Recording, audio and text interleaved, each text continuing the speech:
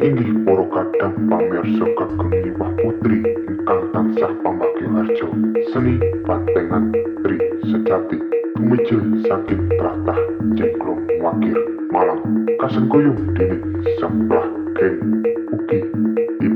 anti gedor kang makarya sarengan kalian DJ Sam Rifka Production sumangga amirsani ngantos titiprane pagelaran Rahayu Rahayu kalis lir ing Sambi Kolo.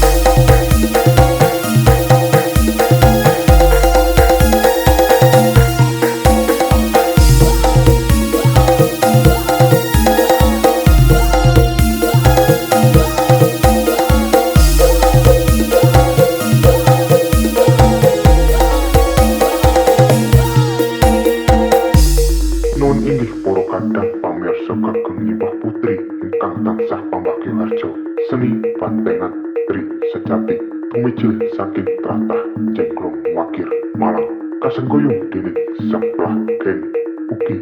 ip anti gedor kang makarya sarengan kalian DJ Sam Rifka Production sumangga amirsani ngantos titiprane pagelaran Rahayu Rahayu kalis lir ing Sambi Kolo.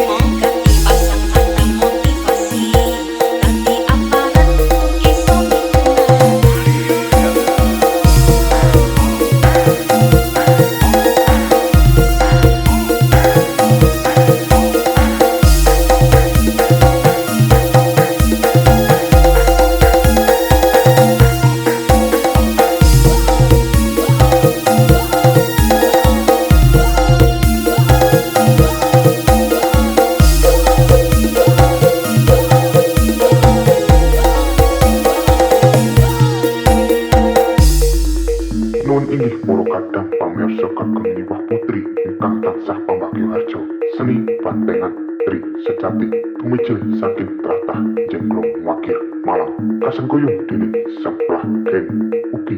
im anti kedol kang makarya sarengan kalian DJ Sam Rifka Production. Sumangga amirsani ngantos titik puraning pagelaran Rahayu Rahayu kalis lir ing sang